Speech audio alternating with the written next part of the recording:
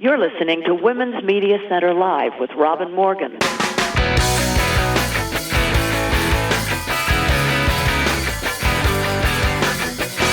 Welcome to Women's Media Center Live. I'm Robin Morgan. So, another uneventful week in the news. Nixon and Trump crony Roger Stone was convicted, on all counts charged, and Ambassador Maria Masha Jovanovic showed the Congressional House Committee in her testimony just what a class act looks like, and for that matter, what real diplomacy looks like. Yeah, another uneventful week. And what's more, we're heading into the holiday season for real now. So this is the last show before our Thanksgiving break, but then we will be back again, jingle jangle. Today is a rich, delicious show. My guests being two investigative journalists who have written a compelling book about Brett Kavanaugh, our new, you should excuse the expression, Supreme Court Associate Justice. They have unearthed new details that should give, well, interest, if not fuel, to those who are already looking to impeach him, on the grounds, I would imagine, of perjury, to Congress, while being confirmed in the Senate. Yes. Speaking of impeachments, well, yes. This past week was only the beginning of a daily drama with open hearings that should educate the public as well as raising the hair on the back of everybody's neck. Some wit pointed out that if Nixon had had Fox News behind him, he might well have escaped impeachment, the threat of which caused him to resign. Trump's crimes are infinitely worse than Nixon's. But Trump has Hannity. Well, more on all that to come. Maybe, or maybe instead more focus on everything else that's happening in the world, because believe it or not, other things do happen. So let's get started by going inside the headlines.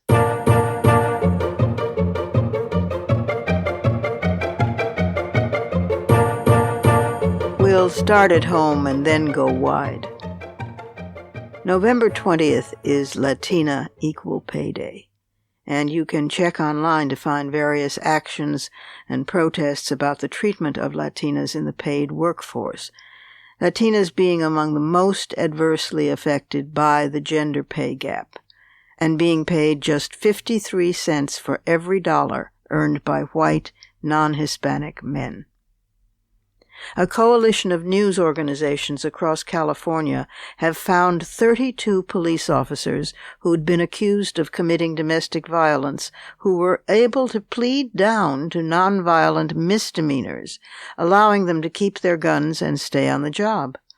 These softer charges included disturbing the peace, vandalism, and unreasonable noise, despite evidence of black eyes, bloody marks on women's limbs, and one spouse being knocked unconscious.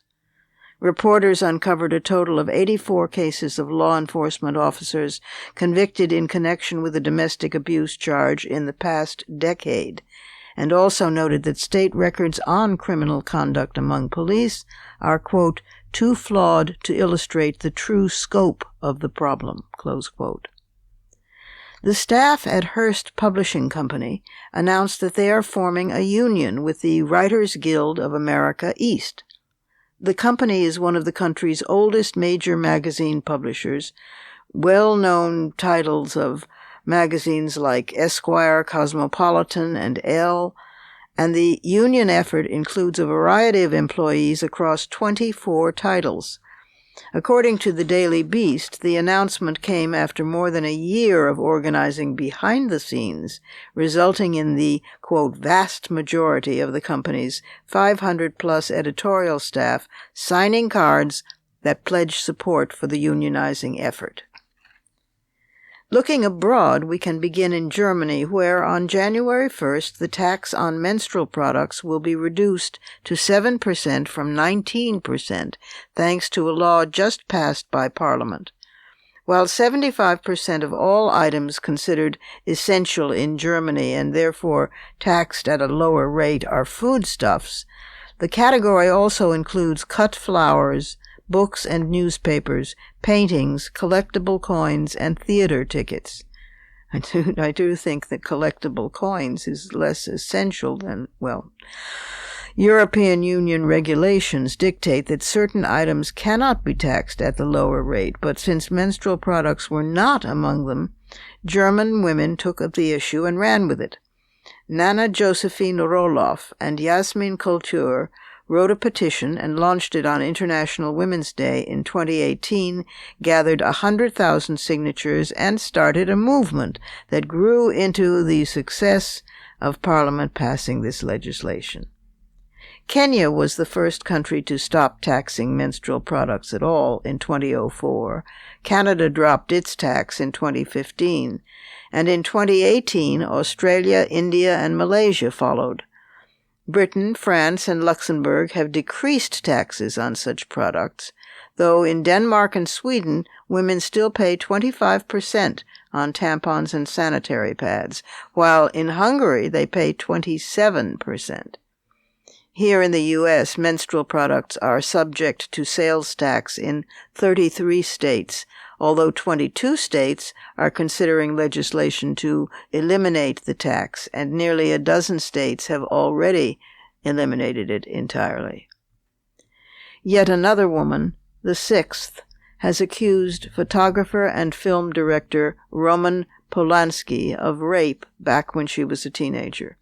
In an online letter published in the French newspaper The Parisien, Valentine Monnier, age 62, said she was breaking 44 years of silence after a recent interview given by Polanski. In the interview, the director, who is publicizing the release of his new film dealing with themes of injustice, said he was a victim of persecution, just like the subject of the film, Alfred Dreyfus, a Jewish military officer wrongly and hideously convicted of treason in what still is France's most notorious abuse of justice case. Ms. Bonnier wrote that Polanski had hit her and assaulted her when she was only 18 years old. Her story was corroborated by family and friends from that period in 1975 in Switzerland. Polanski now lives in France since 1978, when he fled the United States before sentencing, after pleading guilty to having unlawful sex with a 13-year-old girl and another case pending of a 10-year-old girl. Encouraging news, however, comes that the International Criminal Court has sentenced Bosco Ntaganda to 30 years in prison after finding him guilty of war crimes and crimes against humanity for offenses committed in the Democratic Republic of Congo in 2002 and 2003. Charges against the former rebel leader include murder, rape, enlisting child soldiers, pillage, and intentionally directing attacks against civilians. The sentence set 2 records. It's the longest handed down by the ICC, and Ntaganda is the first person ever to be convicted of sexual slavery. And wrapping up with some more good news, the New York Times ran a story recently about a 900-year-old Buddhist sect called the Drukpa. The Drukpa, which is derived from the Tibetan word for a dragon, is based near Kathmandu and is better known by the name the Kung Fu Nuns of Nepal. Traditionally, and depending on which kind of Buddhism and which school is being discussed, Buddhist nuns are forbidden from exercising and from singing and leading prayers or even being fully ordained. In some monasteries, the belief actually prevails that female Buddhists can't achieve enlightenment unless they get to be born, yep, you guessed it, as men. But the current spiritual leader of the Drukpa lineage, Gyalwang Drukpa, seems bent on eroding patriarchal Buddhist traditions. He claims that he, quote, does not like the terminology of empowerment because that means I have the power to empower them. Actually, I'm just moving some obstacles so they can come up with their own power, close quote. Interesting. In 2008, he had the nuns learn kung fu to help them build confidence and strength, and he's encouraged nuns to take leadership positions and taught them how to perform and lead rituals. The female monastery he leads has since swelled in membership to around 800 nuns, with the youngest age 8 and the eldest around 80. Beyond martial arts, the nuns are also environmentalists who gather litter scattered around the Himalayas by tourists and who go from village to village teaching girls self-defense. In 2015, when the violent 7.8 magnitude earthquake leveled much of Nepal and killed more than 1,900 people, the nuns delivered aid and food to remote villages deemed unreachable by international relief organizations. There's a growing number in general of all-female monasteries and Buddhist women monks, but this one is unique because it's led by a man. His authority does make me nervous and vigilant about whether or not he will in fact eventually give up power. But for now, at least, the shaven-head nuns from 8 to 80 go through their kung fu moves in their saffron robes, do good works, laugh a lot, and are getting stronger. And one last pleasant note. Ethiopian members of parliament have elected Sally Work Zewde as the country's first female president and currently Africa's only female head of state. Her election to the ceremonial position comes a week after Prime Minister Ahmed appointed a cabinet with half the posts taken by women. Nevertheless, President Sally Work Zewde promised to dedicate herself to making gender equality a reality in Ethiopia.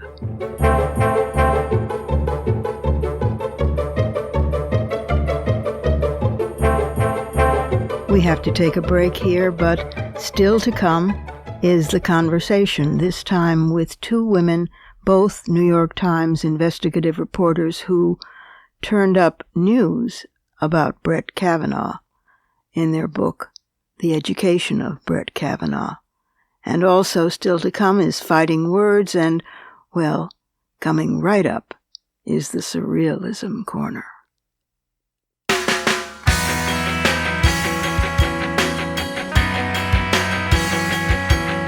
Subscribe to this program on your favorite podcast platform and leave us a review. Follow us on Twitter at WMC Live, like our Facebook page at facebook.com/WMC Live, and visit us at WMCLive.com for more information about our show and our guests. You're listening to Women's Media Center Live with Robin Morgan.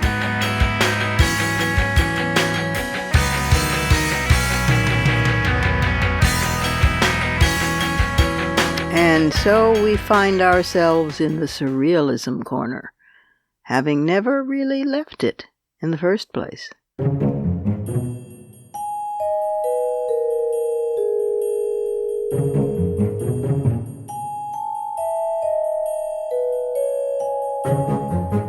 For example, an exhibition of Richard Prince's portraits at the Detroit Museum of Contemporary Art has revived controversies over the artist's use of appropriation after the subject of one of his latest Instagram works spoke out against the appearance of her as a work of his and done without her consent. Zoe Ligon, who is a Detroit-based sex educator and owner of a sex toy store, is the subject of the work, and not the first to object to Richard Prince's so-called new portrait series. After the works were first shown at the Gagosian Gallery in New York in 2014, many of the subjects voiced their concerns, and at least 5 lawsuits were filed. Ligon, who says she is a survivor of childhood sexual abuse, also says she suffers from PTSD and that her self-named sexy selfies on Instagram are a way of reclaiming her own sexualized image. When Richard Prince used one of her posts, in which she appears only in a red bra, she says she felt violated by the artist and the museum, adding that this resembles revenge porn and harassment more than art. Now, the museum director, also a woman, Alicia Borrowy-Reeder, offered to remove the work from the exhibition, but interestingly, Legrand declined, insisting that the museum should remove all the works in the exhibition or engage with her objections within the exhibition's programming, being unclear what that last aspect really would mean. The controversy swirling around this is, frankly, to me, a tempest in a demitasse cup. Buzz, buzz, they're asking, is social media empowering people or co-opting artistic production? Is all photography exploitative? Where are our expectations around privacy and consent when using social media? Look, people, I believe the woman simply because this apparently was done, and everyone agrees, without her consent. Though it's also true that posing in a red bra on Instagram could be interpreted less as reclaiming one's sexuality than as exhibitionism. And in a world where artists are jailed and even killed for committing true creativity, and where women are killed for committing just visibility, I wonder, though, whether this case doesn't embody on all sides the word frivolous. The mayor of Venice cited climate change as the reason behind severe flooding taking place, with water levels peaking at 6 feet and causing grave damage to St. Mark's Basilica. This is the second highest water level since official records began in 1923, and Venice is flooding increasingly often. I was there some years ago during one of the floods. Piazza San Marco was filled with about 1 foot of water. Bad enough, and the Venetians gamely laid down planks, and they just walk on the planks going about their Venetian business. 6 feet of water, however, is quite another matter. Climate change is so threatening to entire species, to coasts and reefs and glaciers, to life itself on the planet, that we forget or overlook the, by comparison, minor problems, like the destruction of all human heritage in the great works of art and architecture that already are threatened by pollution and now face drowning. Scientists have created the most complete network ever of the central nervous system, as reported in the journal Nature. Researchers traced every neuron in small worms, C. elegans is the name of the worm, to create a diagram that other experts described as the gold standard connectome. Connectome being the neural map responsible for senses and behaviors.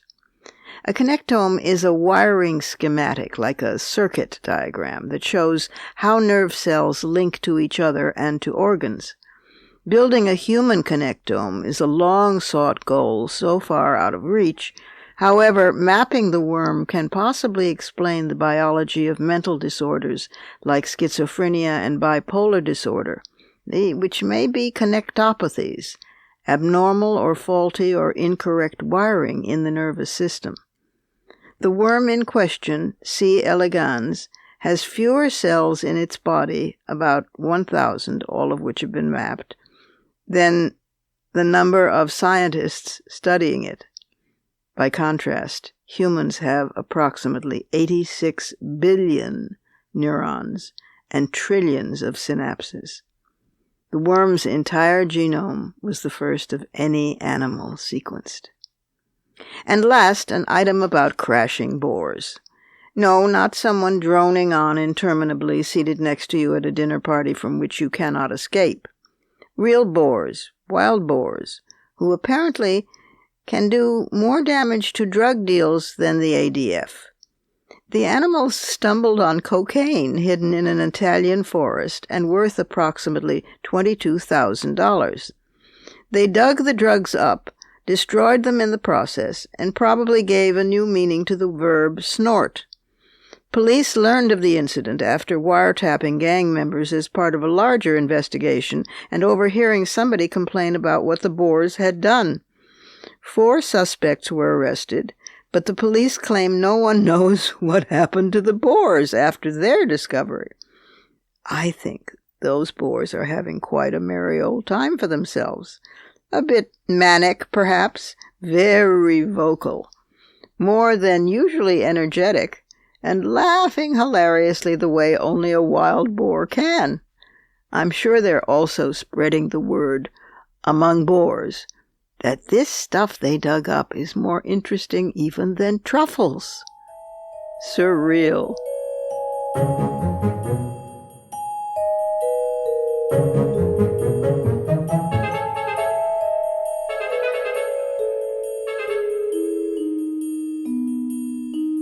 Time for another brief pause, but then we'll be back again with the two investigative reporters who broke news on the Brett Kavanaugh supposedly old story. If you think you knew that story, think again.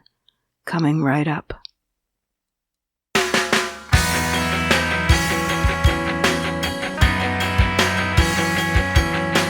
The Women's Media Center, founded in 2005 by Jane Fonda, Gloria Steinem, and myself, is a progressive, nonpartisan, nonprofit organization working to make women visible and powerful in media.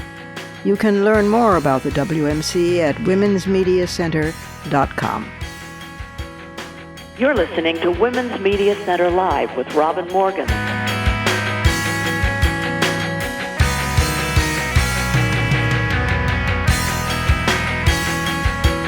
My guests for today's conversation are two investigative reporters from the New York Times who have co-written a book called The Education of Brett Kavanaugh, an Investigation.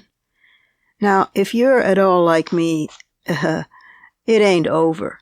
We're still smarting and in pain and in grief and rage over the treatment of Christine Blasey Ford and over the fact that we now have two sexual assaulters on the Supreme Court. Well, this book will make you madder, I have to admit that, but it will also reveal information we did not have before this book. One of these women, Robin Pogrebin, has been a reporter for the New York Times since 1995, where she covers cultural institutions, the art world, architecture, and other subjects. She previously, for the Times, covered the media for the business desk and city news for the Metro desk, and was previously also an associate producer for Peter Jennings' documentary unit at ABC News, where she covered stories on subjects such as Bosnia and Haiti. Kate Kelly, the co-author, was raised in Washington and is a reporter for the New York Times covering Wall Street. She's also an experienced television broadcaster and the author of Street Fighters, the best-selling account of the bank failure that touched off the financial crisis. Her reporting focuses on the big banks, hedge funds, and the worlds of trading and lending, and crucial players in setting financial policy in business and in politics. So they are well positioned to cover men of power, and God knows Brett Kavanaugh has been one of those since he was a tot. So with great pleasure, I welcome Robin Pogrebin and Kate Kelly. Kate and Robin, welcome to the program. It's good to have you here. Thanks. It's good to be here. Yes, we're happy to join you. Well, I wish I could have come in earlier, given the news cycle being what it is, to publicize this book when it first came out a month or so ago. But it's never too late to make people aware of an amazing book. The book's called The Education of Brett Kavanaugh. Remember him? An Investigation by Robin Pogrebin and Kate Kelly. It's a really investigative journalism crack style book. You both are New York Times reporters, and it shows. A couple of devil's advocate questions, because I don't believe in them myself. People thought they knew everything there was to know about Brett Kavanaugh, and yet you found things in this book that we did not know that opened my eyes, and I'm a news junkie. Is that why you did it? You suspected there was more there? This is Kate. We hoped that that would be the case, Robin. That was part of our reason for doing the book in the first place. The coverage real time of the Kavanaugh confirmation in September and October flew by so quickly, and there was such limited opportunity to really dig deep into topics like Brett Kavanaugh's high school years or his college years, and to understand much more fully who he was, what his influences were, what courses he was taking, but certainly also his drinking and his treatment of women and what that was all like, in order to be able to understand the landscape on which these alleged incidents occurred and then dig into the incidents themselves. So we certainly thought there was more to be discovered there. And accusations like those of Christine Blasey Ford and Deborah Ramirez so often are met with skepticism because of a lack of corroboration. And we wanted to know whether, with the benefit of more time, we would be able to corroborate them. So that was very much part of our mentality when we went into it. Oh God, I'm glad. And this is Robin. Yeah. Robin, I would also add that, what you kind of allude to is there was a sense that people had their minds made up before these events even unfolded. And we thought it was important to explore those preconceptions and try to challenge them. Yeah. Well, you certainly did and do. Robin, by the way, I should do a full disclosure here, listeners. Robin Pogrebin, with whom I share our first name, is no relation, but is extended family in a sense, because she is the daughter of Letty Cotton Pogrebin of Ms. Magazine fame and a former colleague and a sister in the trenches. Robin, you were at Yale with Kavanaugh, weren't you? I was. We were in the same class at Yale, the class of 1987. And as I was reporting this initially for the New York Times, that was what brought me onto the team that was covering it for the newspaper, which was my connections to the school, the degree to which I could access classmates, and actually had some overlap socially with him and his circle of friends, although he and I were not friends by any means. No, you were always a class act, and he, my opinion, clearly was not. And there he is sitting on the court. Oh, my God. You two came up with a third, this corroborating witness thing that unless 10,000 women were present and can vouch for a crime against a woman, it doesn't exist. Of course, is a leftover as well from the Anita Hill situation, where Biden, whom I never will quite forgive for this, kept two corroborating survivors of Clarence Thomas's harassment sitting in a hotel room in Washington and didn't call them. Here, you found a third woman, not only Dr. Ford and Deborah Ramirez, but, and for that matter, Leland Kaiser, the friend who Ford said was present at the party with her. But you found Tracy Harmon Joyce. Talk about that for a minute. Yes, the one allegation that we found that had not been reported previously was an incident involving another freshman dorm party at which everybody was drinking in great quantities, at which Brett Kavanaugh allegedly exposed himself to another freshman female classmate. What was significant about this event is that it was claimed to be witnessed by a classmate named Max Steyer, who says that he saw this happen, which is unusual in the sense that there are often eyewitnesses lacking from a situation like this. In this case, he said he saw it with his own eyes. And he, perhaps more meaningfully, tried to bring that allegation and that experience to those making the decisions about Kavanaugh's nomination, namely senators, as well as the FBI, and it was never pursued. So we thought that was meaningful. It's important to note that the alleged victim of that misconduct has told friends she doesn't remember it. This is Max Steyer's account. But again, it did seem to echo particularly Deborah Ramirez's experience, which was similar and occurred at the same time in a similar circumstance. And it's unusual for a guy to come forward and say something like that. You'd think at least he would be believed.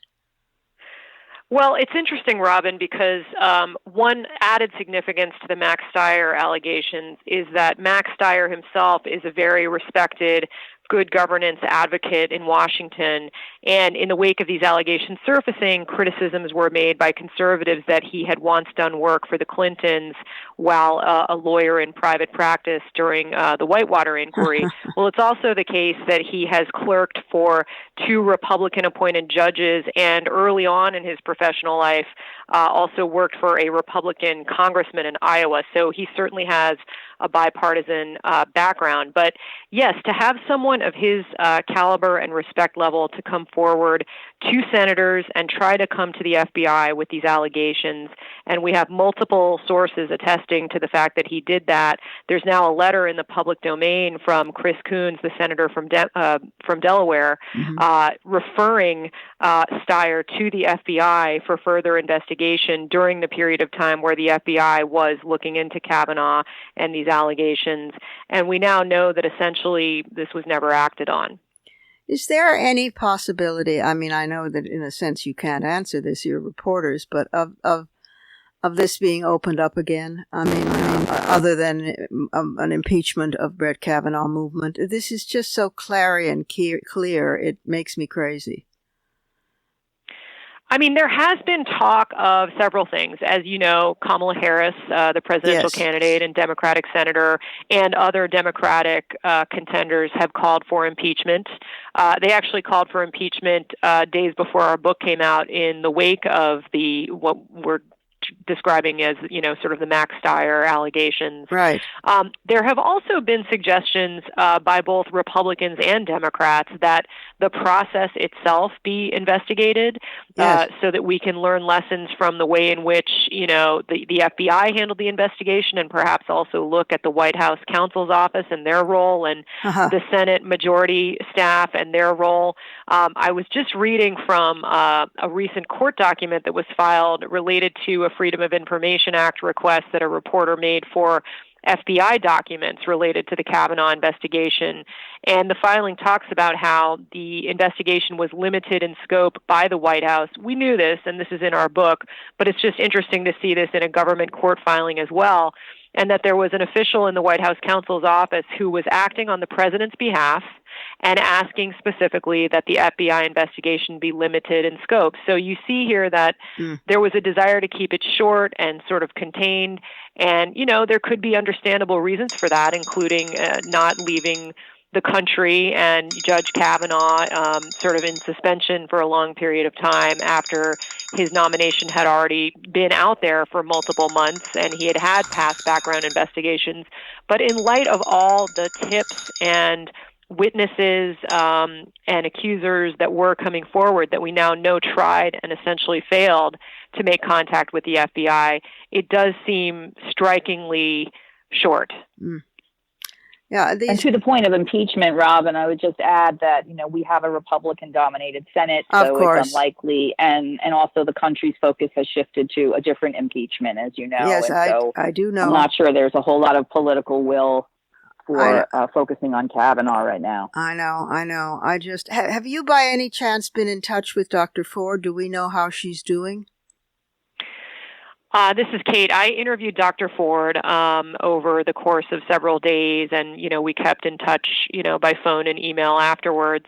I haven't talked to her super recently, but my sense is that this has been a very difficult experience for her. Not just the testimony last year where she told the world she was terrified and was very reluctant to come forward, but also the aftermath. Yeah. She and her family have been harassed. She's had her email hacked. She's had physical security threats. When I was in Palo Alto, where she lives, meeting with her in late January and early February of this year, she had to leave her home that week with her children because of a threat. She had to travel with bodyguards and deal with additional security measures, and not to mention just the skepticism by some. We know that a majority of American voters polled on a couple of occasions now since the testimony believe her. And certainly there are many people out there that believe her and have come forward and told their own stories and talked about why they didn't report. Right. And she has, encouraged and, emboldened many other sexual assault survivors to tell their stories. But there's been a very painful skepticism for her, and she is someone that seems to follow the news and the social media feeds fairly closely. And she has found it to be extremely painful to have her credibility questioned. People are only now, I think, beginning to realize what the women's movement's been trying to say for 30, 40 years this go-around, which is that these kinds of assaults the story has long legs. I mean, in other words, it continues in the woman's life. The harm continues, the blame on her continues, the harassment continues. I mean, they have a long tail. It doesn't just go away when it falls out of the news. And she was so courageous and so incredibly articulate under enormous pressure, as was Anita years and years before, to not because both of those men are sitting on the court, but not because there's Me Too and there's I didn't report. Anything that has come to light that you wish you had put in the book that you haven't, because it seems to me the most thorough examination of Brett Kavanaugh I can imagine, but I'm not the investigative champs that you are.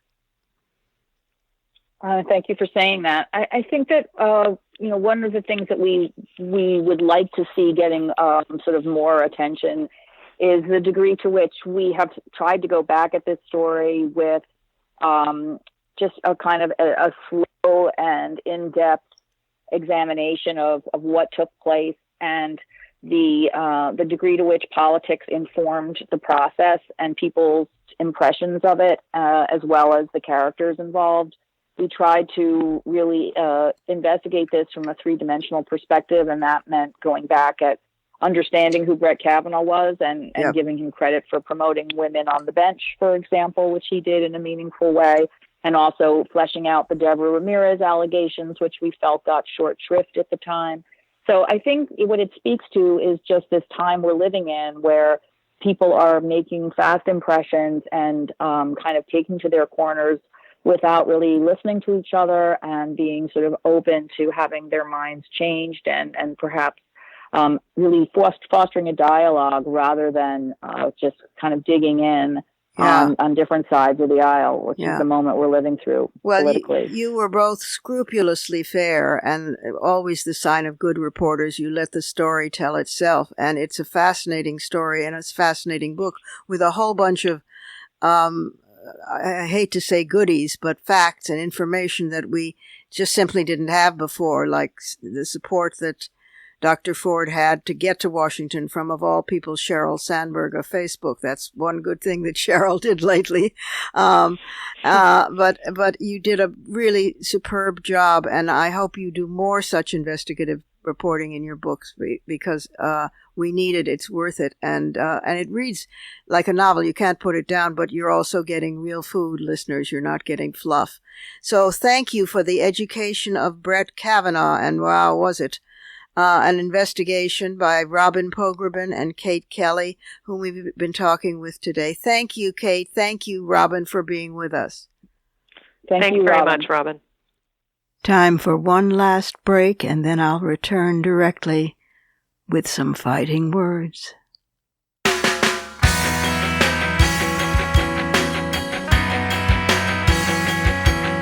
For the smartest talk about news, politics, sex, books, religion, race, and more, it's Women's Media Center Live with Robin Morgan. Audacious, witty, provocative, informative, and fun. It's Women's Media Center Live with Robin Morgan. Talk radio with a brain. Until recently, history's been written by men.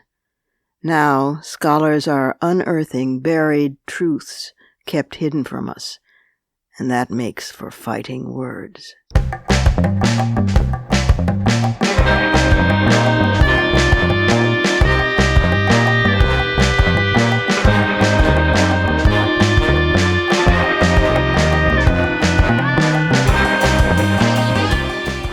Of Donald Trump's many offenses, criminal and moral, let me add his profoundly insulting misuse of witch hunt to describe the process of justice now closing around him. I became something of an informal expert on who the witches really were while doing research for my historical novel, The Burning Time, which is based on the records of an actual witch trial in 1324.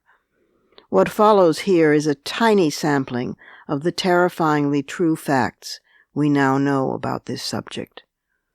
3 primary elements are always found in witch persecutions. 1, the attempt by a conqueror's religion or values to colonize, demonize, and eradicate older indigenous belief systems. 2, economic motive, since the accuser profits by being awarded the accused properties. And 3, misogyny, fear and hatred of the female. The burning time in continental Europe and the British Isles lasted approximately 600 years, through 3 distinct, different inquisitions, peaking in the 16th and 17th centuries, but persisting well into the 18th century and the Enlightenment. Eventually, as exorcism became more fashionable, executions declined in frequency. In Germany, the last person accused of witchcraft was executed in 1775, in Spain 1781, in Protestant Switzerland 1782. Catholic Poland burned alive its last witch as late as 1793, the year George Washington held his first cabinet meeting. The papacy was not alone in sustaining these persecutions. Ideological political battles raging between the Reformation and Counter-Reformation literally fed the flames, with newly minted Protestants competing with Catholics for the most extreme fundamentalist interpretation of the Bible.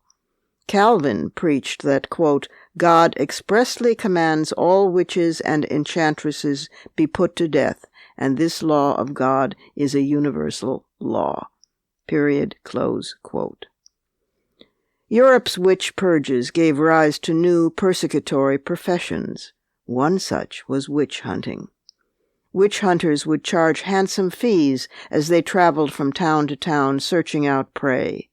Their techniques included listening to all rumors and accusations, looking for so-called devil's marks, moles, warts, or darker than normal skin, and searching the accused's home for evidence of cats, herbs, or books.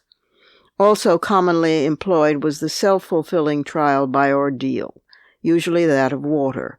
In this procedure, an accused witch was forced to a kneeling position, bound that way with ropes, and tossed into a river or lake. If she floated, she was pronounced a witch and would then be burned.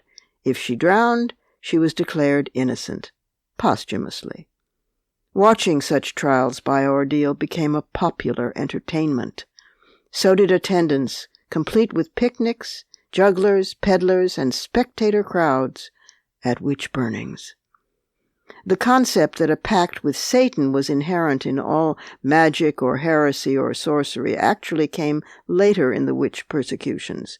It was first applied in Ireland and Sweden, where indigenous faiths were deep-rooted and thus required demonizing by the colonizers.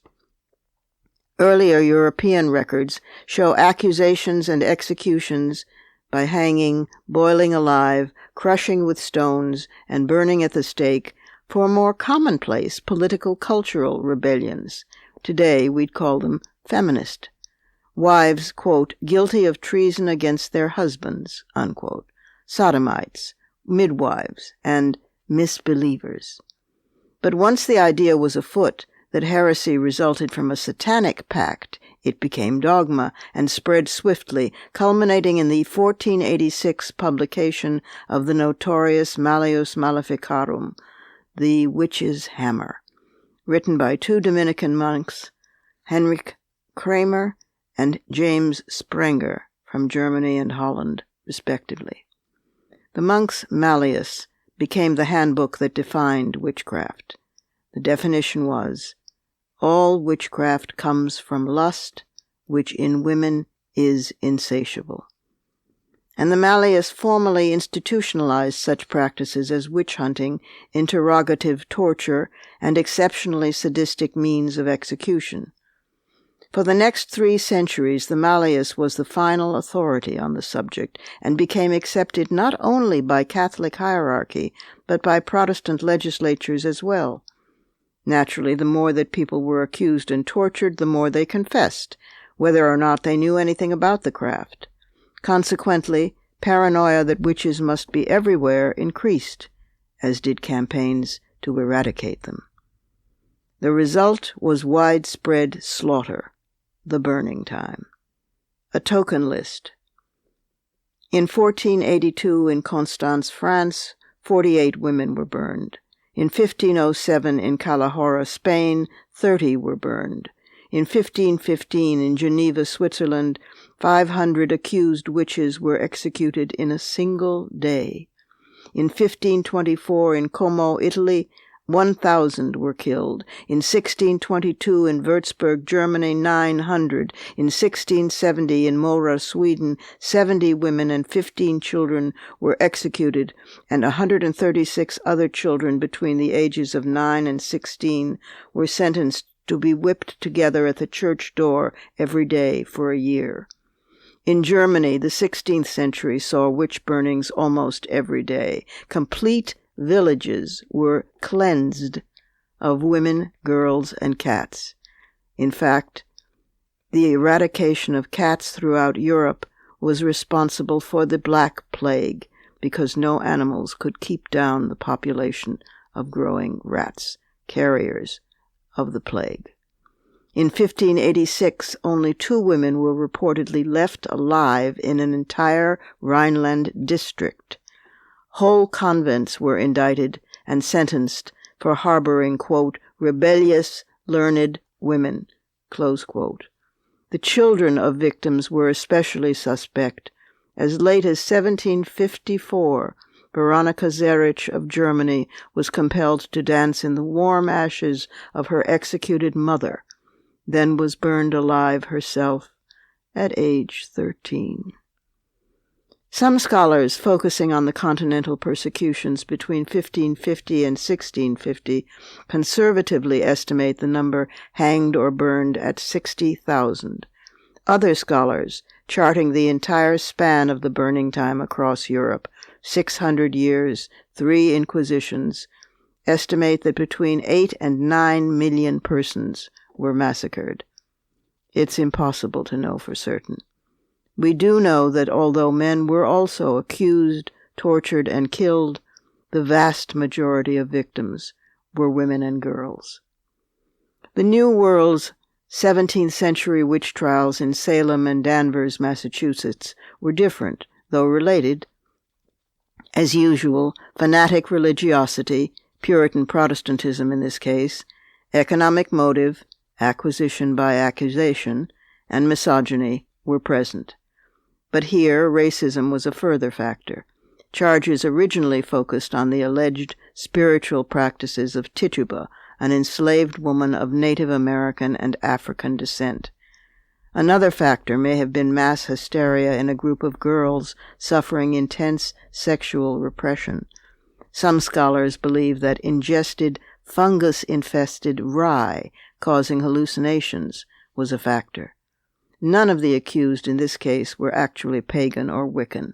In fact, most were devout Christians. Only Tituba may have been practicing a form of indigenous worship. Nevertheless, 20 women and men were hideously tortured and put to death by hanging in 1692.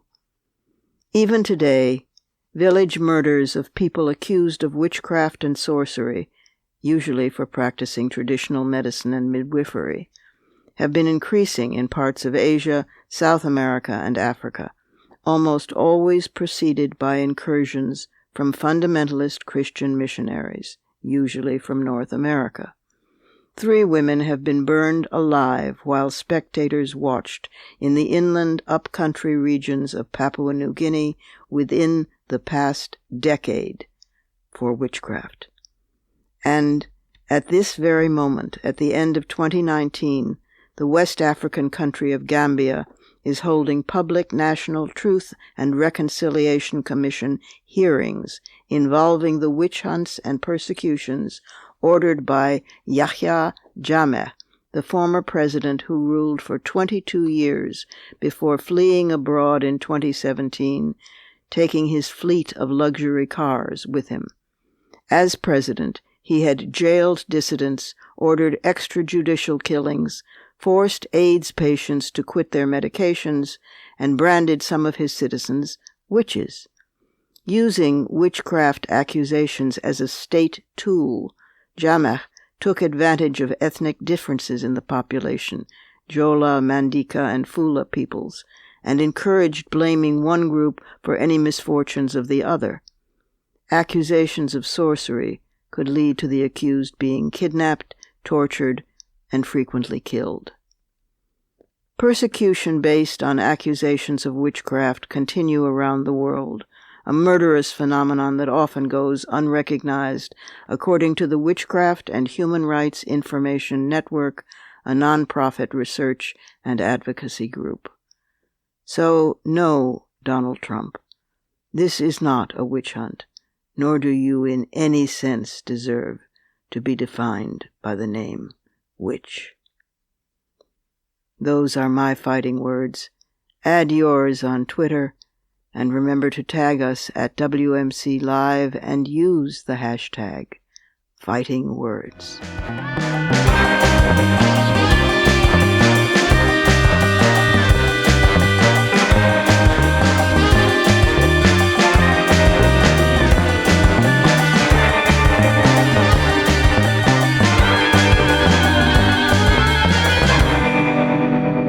And that's our show for this week.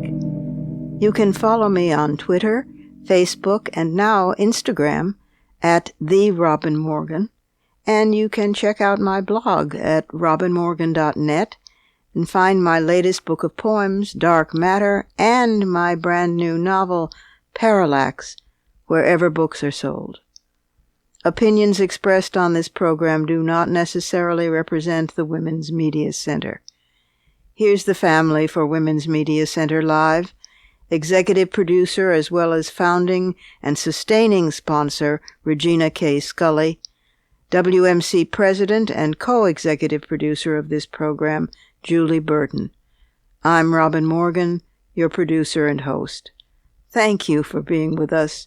Join us again next time on Women's Media Center Live.